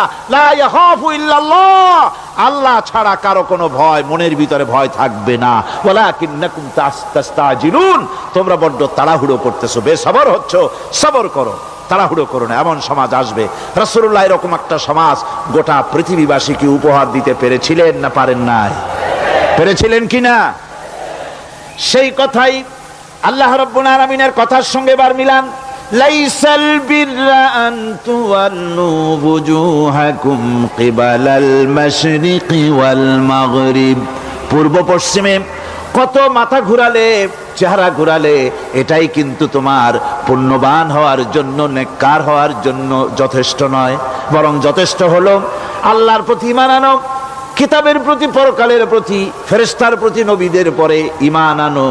আর আল্লাহর মহব্বতে, আল্লাহর প্রেমে উদ্বুদ্ধ হয়ে আর একটা বড় কাজ করো, সেটা হলো ওয়াতাল মালা আলা হুব্বিহি যাবিল কুরবা ওয়াল ইয়াতামা ওয়াল মাসাকিন ওয়াবনাস সাবিল ওয়াস-সাইলিনা ওয়া ফির রিকাবি ওয়া কামাস সালাতা ওয়া আতাজ যাকাত ওয়াল মুফুনা بعهدهم إذا عاهدوا والصابرين في البأساء والضراء وحين البأس أولئك الذين صدقوا وأولئك هم المتقون। আরেকটি গুরুত্বপূর্ণ কাজ করতে হবে আল্লাহ পরকালে বিশ্বাস করার সাথে সাথে, সেটা হলো এই, তোমাদের জানের মতো প্রিয় ধন এবং সম্পদকে আল্লাহর মহব্বতে খরচ করতে হবে। সেজদা দিয়া কপালে দাগ লাগাইছো, কিন্তু প্রতিবেশীকে সাহায্য করো নাই, গরিবদেরকে দাও নাই, এতিমকে দাও নাই, বোনকে ঠকাইছো, মেয়েকে ঠকিয়েছো, তোমার ওই সেজদায় কিয়ামতে কাজ দিবে না। প্রকৃতপক্ষের নেককার পুণ্যবান হওয়ার জন্যে গরিব জনসাধারণকে সহযোগিতা করতে হবে। এরপরে মাঝখান থেকে যেটা বাদ দিয়েছিলাম, বলেছিলাম নামাজ এবং যাকাত। আমি যাকাতটা কালকে আগে নিয়ে এসেছিলাম, নামাজটা ছিল আগে। সেই নামাজটা যেহেতু আলাদা একটা বিষয় হবে, আর যাকাতটা সাদকার সাথে সামঞ্জস্য আছে, সেই জন্য যাকাত আর সাদাকার কথাটা একসঙ্গে মিলাই বলেছিলাম। এখন শুরু করছি নামাজ। সালাত, সালাত এর আবিধানিক অর্থ হচ্ছে কোন জিনিসের দিকে মুখ ফিরানো। সালাতের অর্থ হচ্ছে নিকটবর্তী হওয়া, মুখ ঘুরানো, মুতাওয়াজ্জা হওয়া। ওই যে হযরত ইব্রাহিম আলাইহিস সালাম বলেছিলেন, ইন্নী ওয়াজ্জাহতু ওয়াজহিয়া লিল্লাযী ফাতারাস সামাওয়াতি ওয়াল আরদ। জানেন আপনারা? পড়েন, ইন্নী ওয়াজ্জাহতু ওয়াজহিয়া লিল্লাযী ফাতারাস সামাওয়াতি ওয়াল আরদা হানিফা ওয়া মা আনা মিনাল মুশরিকিন। নিশ্চয় আমার মুখ ঘুরায় দিলাম কার দিকে? যিনি আকাশ এবং জমিনের স্রষ্টা, সব কিছুর মালিক যিনি, তার দিকে আমি মুতাওয়াজ্জা হলাম। নামাজের অর্থই হচ্ছে মুতাওয়াজ্জা হওয়া, মুখ ঘুরিয়ে দেওয়া, চেহারা ঘুরিয়ে দেওয়া। আর নামাজের আরেক অর্থ হচ্ছে নিকটবর্তী থেকে আরো নিকটবর্তী হওয়া। আমরা কি নিকটবর্তী হতে চাই? না বুঝলে কবেন কি? নিকটবর্তী হইতে চাই কার? আল্লাহর। আমরা কি আল্লাহর নিকটবর্তী হতে চাই? আল্লাহ রাব্বুল আলামিন বলেন, নিকটবর্তী হতে হলে ওয়াসজুদ ওয়াকতারিব, সেজদা দাও আর সেজদার মাধ্যমে আমার নিকটবর্তী হয়ে যাও। সেজদা দিলেই আল্লাহর নিকটবর্তী হওয়া যায়। কোন সুবহানাল্লাহ। সাহাবী, আল্লাহর নবীর সাহাবী প্রশ্ন করেছেন, নবীজি, বান্দা কখন আল্লাহর নিকটবর্তী হয়ে যায়? নবীজি বলেছেন, বান্দা যখন সেজদা দেয় তখন আল্লাহর বান্দার মাঝে কোনো হিজাব থাকে না, একদম আল্লাহ পাকের নিকটবর্তী হয়ে যায় বান্দা যখন সেজদায় পড়ে যায়। সুতরাং নামাজ হচ্ছে নিকটবর্তী হওয়া, সালাত এটা হচ্ছে নিকটবর্তী হওয়া। নামাজ ফরজ হওয়ার কারণ হচ্ছে এই যে মানুষ আল্লাহর বান্দা বা গোলাম হিসেবে সৃষ্টি হয়েছে, তাই একমুখী হয়ে রবের বন্দিগি করা এটা হচ্ছে তার স্বাভাবিক একটা প্রকৃতি। আল্লাহ রাব্বুল আলামিন এই প্রকৃতির দাবি মিটাবার জন্যই নামাজের ব্যবস্থা করেছেন। মানুষের ফিতরাত, মানুষের নেচার, মানুষের ফিতরাত হচ্ছে এই যে কারো না কারো কাছে মাথা নত করা, হাত জোড় করা, মাথা নত করা, সার্বভৌমত্বের মালিক কাউকে মনে করা। হাত জোড় করতে হলে, মাথা নত করতে হলে, সার্বভৌমত্বের মালিক হিসেবে কাউকে গ্রহণ করতে হলে আল্লাহর বিকল্প কেউ আছে নাকি? ইসলামের মূল দাওয়াতটা হলো ফিতরাত অনুযায়ী দাওয়াত দেওয়া হয়েছে। মানুষ যেন মাথা নত করে, গোলামি করে। এজন্য আল্লাহ রাব্বুল আলামিন বলেছেন যে আমি মানুষ এবং জিনকে সৃষ্টি করেছি, তার কারণটাই হলো মা খালাকতুল জিন্না ওয়াল ইনসা ইল্লা লিয়াবুদুন। মানুষ আর জিন জাতিকে সৃষ্টি করা হয়েছে ইবাদতের জন্য, গোলামির জন্য। ইবাদত আর গোলামি এটাই করতে হবে, গোলামি করতে হবে, দাসত্ব করতে হবে। আর এই দাসত্ব, আল্লাহর আনুগত্যই গোলামির দাওয়াত দিয়েছেন দুনিয়ার সব নবীরা। কোন নবী বলেন নাই যে আমার গোলামি করো। কেউ বলেছেন?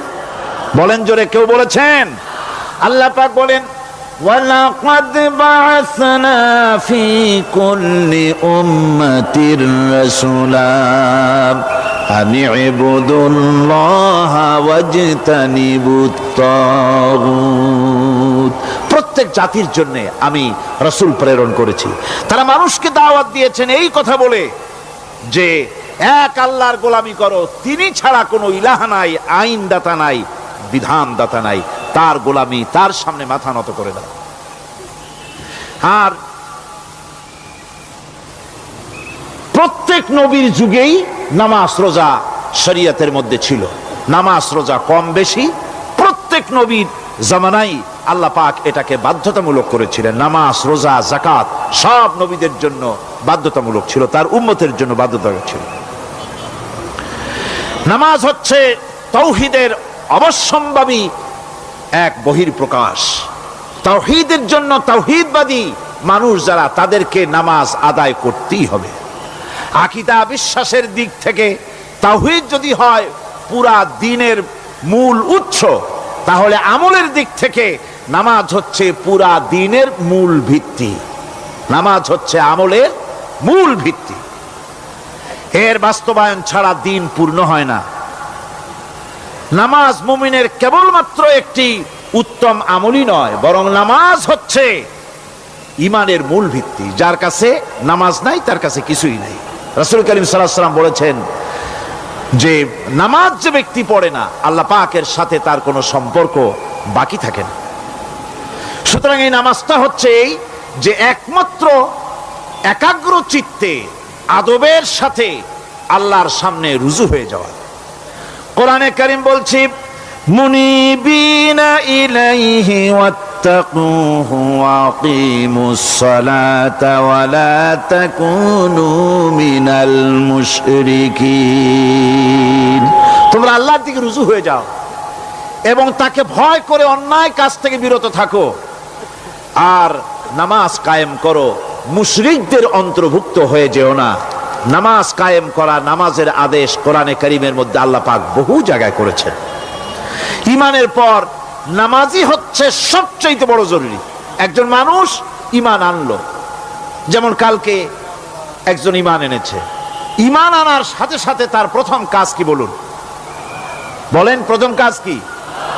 ফজরের নামাজের আগে একজন ইসলাম কবুল করলেন, তার প্রথম দায়িত্ব নামাজকে আদায় করে দেওয়া, ফজরের নামাজ পড়া। জোহরের আগেই কেউ ঈমান আনলো, তার প্রথম দায়িত্ব জোহরের নামাজ আদায় করা। আসরের নামাজের আগে ঈমান এনেছে, তার প্রথম দায়িত্ব হলো আসরের নামাজ আদায় করা। তার মানে হলো ঈমান আনার পর একজন ঈমানদারের প্রথম দায়িত্ব হচ্ছে নামাজ। গুরুত্বপূর্ণ বিষয়, খুব ভালো করে শুনতে হবে, ইয়াদ রাখতে হবে প্রত্যেকটি মুসলমানের। এই নামাজ কি জিনিস, কেমনে আদায় করতে হবে, আদায় না করলে কি হবে, গুরুত্বপূর্ণ এই কথাগুলি প্রত্যেকের স্মরণ রাখতে হবে। হযরত মূসা আলাইহিস সালামকে আল্লাহ রাব্বুল আলামিন ওহী প্রদান করলেন। যেদিন ওহী দিলেন, ওহী দিয়ে সেই মুহূর্তে আল্লাহ পাক তাকে শোনালেন, ইন্নানি আনাল্লাহ লা ইলাহা ইল্লা আনা ফা'বুদনি ওয়াকিমিস সালাতা লিযিকরি। নিশ্চয়ই আমি আল্লাহ, আমি ছাড়া কোনো ইলাহ নাই, আমার গোলামি করো, আমার দাসত্ব করো, আর আমার শরণার্থে নামাজ কায়েম করো। নামাজ নামাজ নামাজ কায়েম করতে হবে, এটাই হচ্ছে ইমানের সবচেয়ে বড় দাবি। অন্যত্র আল্লাহ পাক বলছেন, কুল ইন্না হুদাল্লাহি হুয়াল হুদা ওয়া উমিরনা লিনুসলিমা লিরাব্বিল আলামিন। হে নবী বলুন, প্রকৃতপক্ষে আল্লাহর হেদায়েত হচ্ছে সঠিক হেদায়েত। সত্যিকারের হেদায়েত কার হেদায়েত? আল্লাহ পাকের হেদায়েত। এবং তার পক্ষ থেকে নির্দেশ করা হয়েছে যে সারা জাহানের মালিকের সামনে মাথা নত করে দাও। মাথা নত করবেন কার কাছে? আল্লাহ পাকের কাছে। ওয়া আনাকিমুস সালাতা ওয়াত্তাকুহু ওয়া হুয়াল্লাযী ইলাইহি তুহশারুন। আর নামাজ প্রতিষ্ঠা করো, আল্লাহ রাব্বুল আলামিনের ভয়তে সমস্ত অপরাধমূলক কাজ থেকে, অসামাজিক কার্যকলাপ থেকে বিরত থাকেও। আর একদিন মনে রেখো, তোমাদের সকলকেই আল্লাহ রাব্বুল আলামিনের দরবারে উপস্থিত হতে হবে। নামাজ ঈমান থাকা না থাকার প্রমাণ।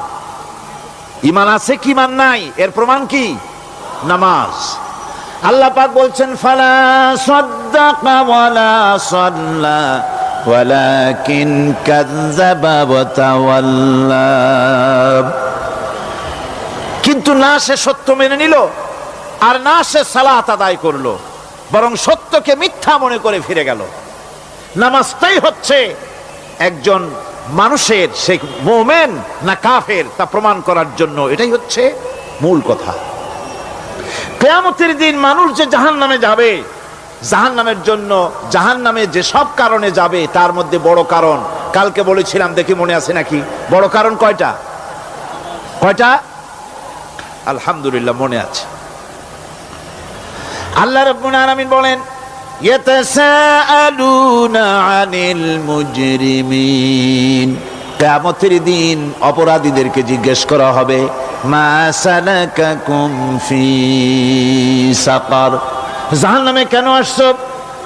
জবাবে তারা বলবে, قالوا لم نك من المصلين ولم نك نطعم المسكين নামাজ পড়ি নাই আর এতিম মিসকিনদের খেতে দেই নাই, এই কারণেই জাহান্নামে এসেছি। কল নাউযুবিল্লাহ। নামাজ যারা পড়বে না জাহান্নামে যেতে হবে। কোথায় যেতে হবে? কেউ কেউ মনে করতে পারবেন নামাজের ওয়াজ তো বহু শুনছি, এর চাইতে গুরুত্বপূর্ণ জিনিস আর নাই। নামাজের চাইতে গুরুত্বপূর্ণ ইবাদত আল্লাহর সৃষ্টি করেন নাই। মুসলমানের জন্য সর্বশ্রেষ্ঠ ইবাদত কি ছিল? এখন জোরে বলেন কি? এই নামাজ আকসার মানুষের নামাজ হয় না। যারা আমরা নামাজ পড়ি, বহু লোকের নামাজ পড়ে ঠিক, কিন্তু নামাজ আদায় হয় না। আমি সে কথা বলবো সামনের দিকে, প্রাণ খুলে শুনবেন, কাজে লাগবে ইনশাআল্লাহ। কোন ইনশাআল্লাহ? আকীদাগত দিক থেকে ঈমান হলো তাওহীদের স্বীকৃতি, আর আমলের দিক থেকে নামাজ হচ্ছে তাওহীদের বহিঃপ্রকাশ। আপনি মুসলমান তা প্রমাণ হবে নামাজ দিয়ে। নামাজহীন ঈমানের দাবি মূল্যহীন। যার নামাজ নাই তার ঈমানের দাবি করার কোনো মূল্যই নেই। অনেক এরকম কথা বলে, হুজুর আমি মানুষটা নিতান্ত খারাপ না, যাই মনে করেন, গ্রামে রাস্তা বানাইছি, ব্রিজ করে দিয়েছি, কালভার্ট করেছি, এতিম মিসকিনরে তাও মাঝে মধ্যে খাবার দেই। নামাজ হচ্ছে ইসলামের গণ্ডির মধ্যে প্রবেশের প্রমাণ।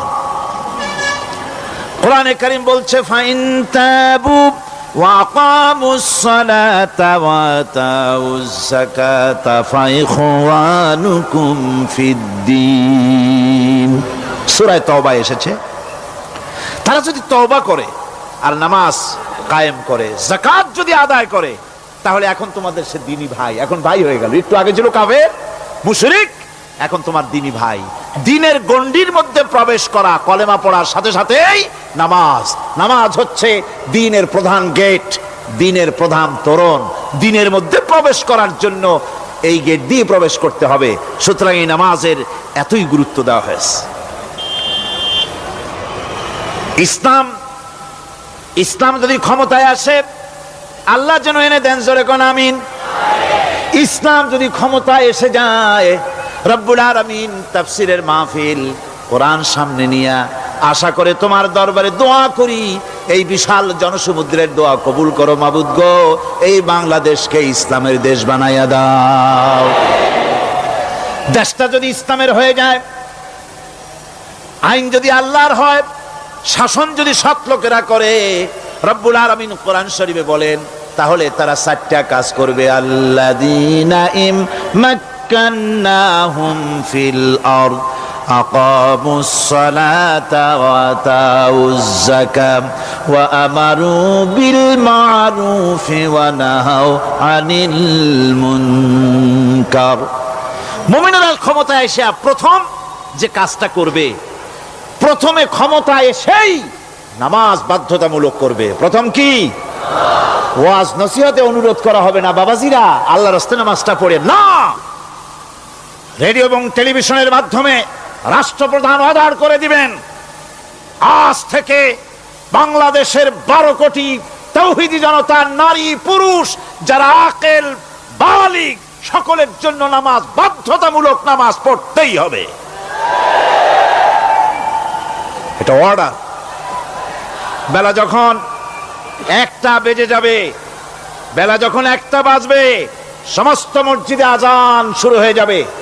আজানের সাথে সাথে অফিস, আদালত, কল কারখানা, ক্ষেত খামার, শিক্ষাঙ্গন সব ডেডলক হয়ে যাবে। আধা ঘন্টার জন্য বন্ধ হয়ে যাবে। যারা মুসলমান অফিসে, কলেজে, ইউনিভার্সিটিতে, সর্বত্র তারা নামাজের জন্য প্রস্তুতি নেবেন। আধা ঘন্টার ভিতরে নামাজ আর খানা সেরে আবার কলেজ চলবে, বিশ্ববিদ্যালয় চলবে, কল চলবে, কারখানা চলবে, ক্যান্টনমেন্ট চলবে, সেক্রেটারিয়েট চলবে, সব আপন গতিতে চলতে থাকবে। আল্লাহর রহমত, বরকত আকাশ ফেরে নাজিল হয়ে যাবে। আর এই অর্ডার যে দেওয়া হবে, নামাজ পড়বেন সেখানে। থানায় যখন আজান হবে, থানায় আজান হয়ে গেছে, থানার স্টাফ পুলিশ যারা আছে জামাতে খাড়া হয়ে যাবে, ইমামতি করবেন ওসি সাহেব। এসপির অফিসে এসপি সাহেব ইমামতি করবেন, ডিসি সাহেব তার অফিসে ইমামতি করবেন, মন্ত্রী সেক্রেটারিয়েট ইমামতি করবেন, প্রেসিডেন্ট বঙ্গভবন ইমামতি করবেন, বিশ্ববিদ্যালয়ের ভাইস চ্যান্সেলরের ইমামতিতে সে জায়গার মুসলমান ছাত্র ছাত্রী শিক্ষক শিক্ষয়িত্রী এক জামাতে নামাজ আদায় করবে। এই যদি হয় চিত্র দেশের, অপরাধ থাকবে? থানায় ওসি সাহেব নিজেই যদি জামাতের ইমামতি করেন, এইভাবে নামাজ আদায় করেন পুলিশদের নিয়ে জামাতে, ঘুষ আর খাবে তারা? এসপি সাহেবের অফিসে ডিসি সাহেবের অফিসে মন্ত্রীরা যদি এভাবে নামাজ কায়েম করে, তাহলে কি অন্যায় অপরাধ কিছু থাকবে সমাজে? থাকবে না। সুতরাং নামাজ বাধ্যতামূলক করে দেওয়া হবে। নামাজ বাধ্যতামূলক, সকলকে নামাজ পড়তে হবে। নামমাত্র মুসলিম জাতির রাষ্ট্র ক্ষমতা গ্রহণ করাই হলো ইসলামী শাসন ব্যবস্থা নয়। ইসলাম ক্ষমতায় গিয়া অমুসলিমদের উপরে শাসন জারি করবে, আর অন্যান্য সরকারের মতো আমোদ ফুর্তি করে রাস্তাঘাট বানায় টানা এসিতে শুয়ে থাকবে, তা না। রাস্তা হবে, ঘাট হবে, কলেজ হবে, সব হবে, কিন্তু যারা মুসলমান তাদেরকে নামাজ পড়তে হবে। গোটা জনগণকে শাসক আর শাসিত উভয় গোলাম হবে আল্লাহ। উভয় গোলাম হবে কার? তখন প্রেসিডেন্টের বাবার ক্ষমতা নাই নিজের কোন আইন চালু করে, পার্লামেন্টের বাবার ক্ষমতা নাই ইসলামের বিরুদ্ধে টু শব্দটি করতে পারে। সেখানে শাসক আর শাসিত,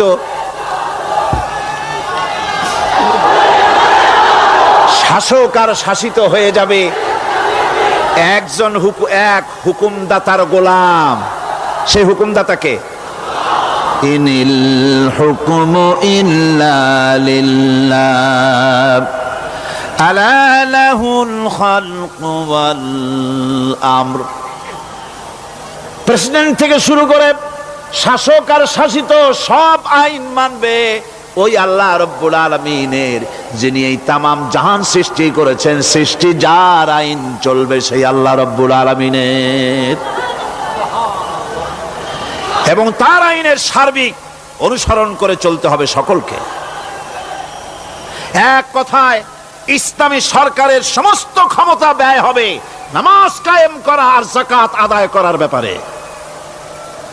নামাজ যদি কায়েম হয়ে যায়, যাকাত যদি আদায় করা হয়, দুঃখ দারিদ্র কষ্ট কিছুই থাকবে না, বেকার সমস্যা থাকবে না।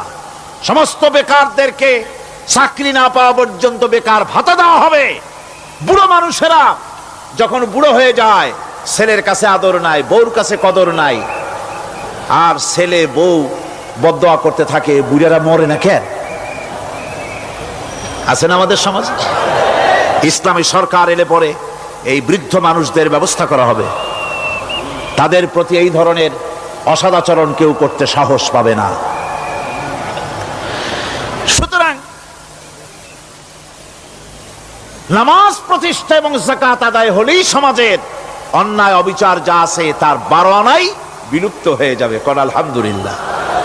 তখন চাকরিতে প্রমোশন হবে নামাজের ভিত্তিতে।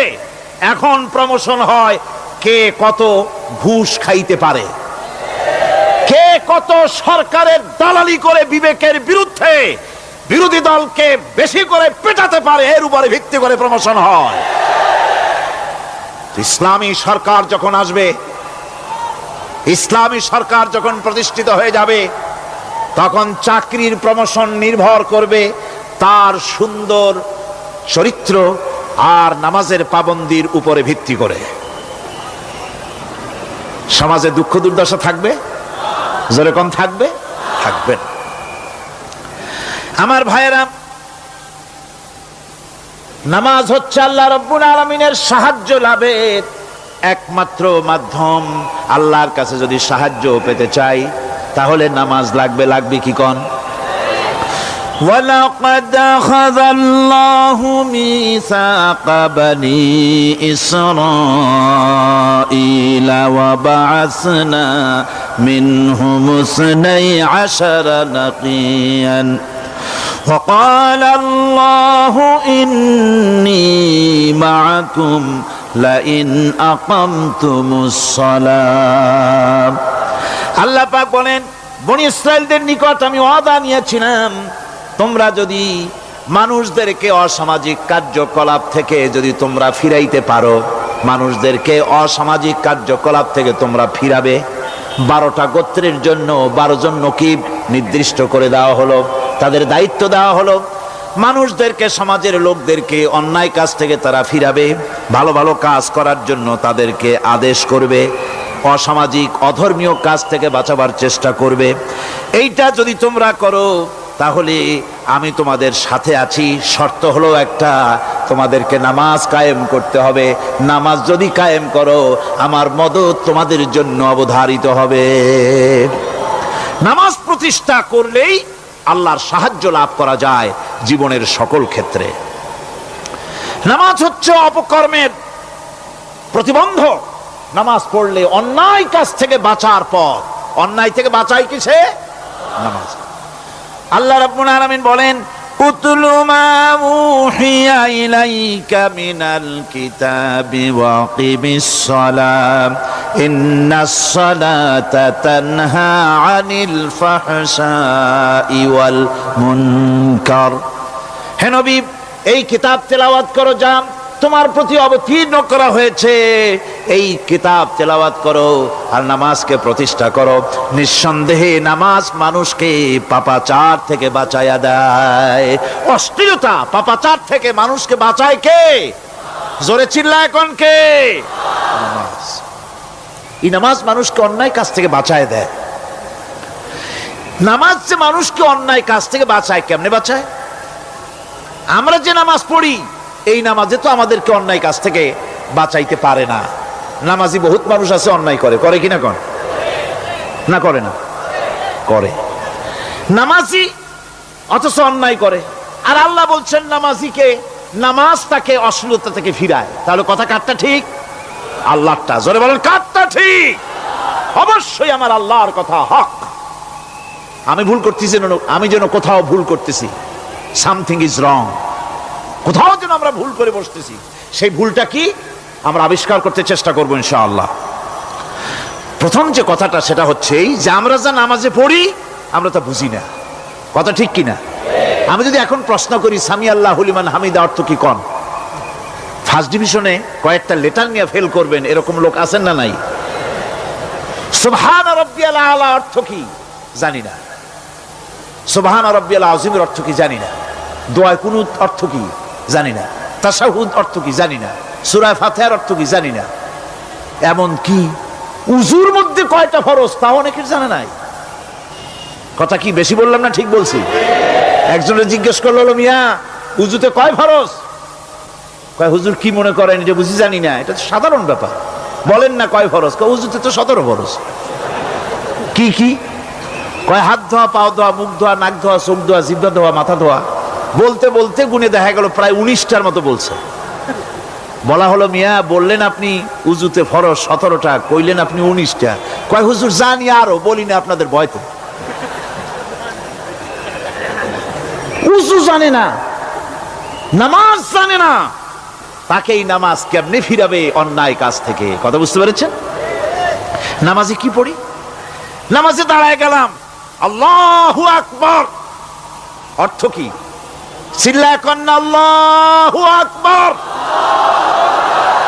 এরকম না, মুসলমানের মতো গলা ছেড়ে দিয়ে চিৎকার দিয়ে বলেন আল্লাহু আকবার।